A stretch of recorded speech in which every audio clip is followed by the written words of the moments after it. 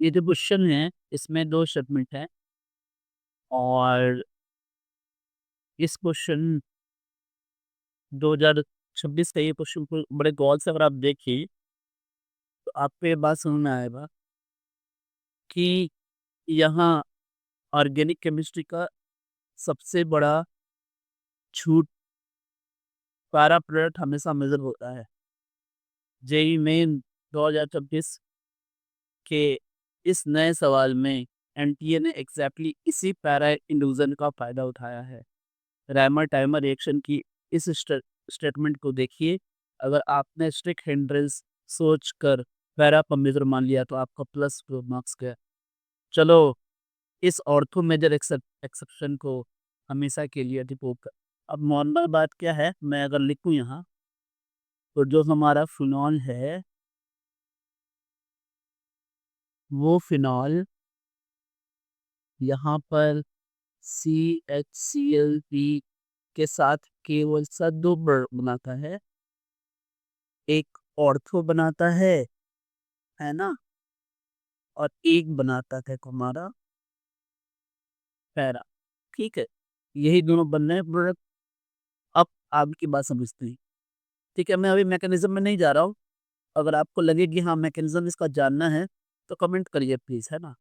अब देखिए आपको ये बात ध्यान रखनी होती कि जहाँ भी अट्रैक्टिव फोर्स होता है, अट्रैक्टिव फोर्स होता है, वहां से एनर्जी बाहर की तरफ निकलती है, उसका पोटेंशियल एनर्जी क्या होता है, नेगेटिव होता है। अट्रैक्टिव फोर्स का पोटेंशियल एनर्जी नेगेटिव होता है। और एक चीज और भी आप जान जाओ, बॉन्ड बनने से एनर्जी रिलीज होती है due to bond formation, due to bond formation energy energy releases at stability increases. अब समझिए, अब ये बात कई बार बच्चों को लगता है, क्योंकि मैंने स्टार्टिंग बोला था कि पैरा ज्यादा स्टेबल होता है। गौर से कोई से, ये है हमारा प्यारा, है ना, और तो प्रोडक्ट, और इसमें हो सकता है ऐसे hydrogen bonding.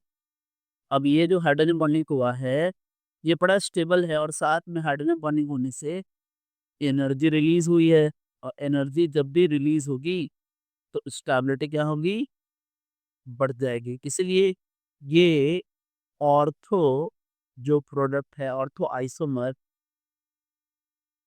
Is more stable that para. ये मैंने आपको बता दिया। ये बड़े, है ना, आप समझ भी आ रहे बहुत क्यों हुआ ऐसा। तो ये भाई साहब कह रहे हैं, देखिए क्या कह रहे हैं कि phenol on treatment with CaCl3 refluxing condition follows acidification produces para hydroxy benzaldehyde major product, जो कि गलत है।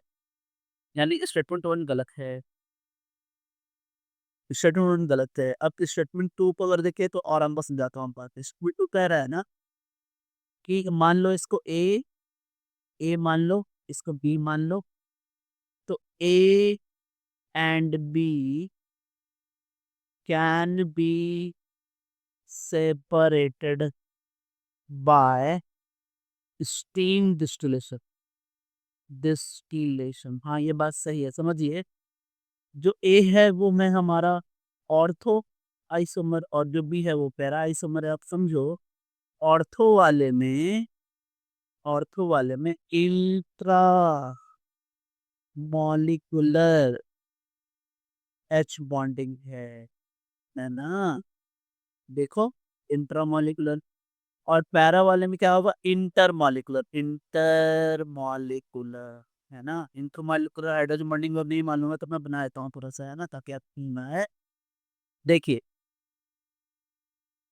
दो मॉलिक्यूल्स के बीच में कुछ ऐसा होता है, ये ऐसे है, यहाँ COH है, और फिर आगे इसी तरह से ये ऐसा कनेक्टेड, ठीक है, इस तरह से कनेक्टेड है, देखिए दो मॉलिक्यूल्स के बीच में।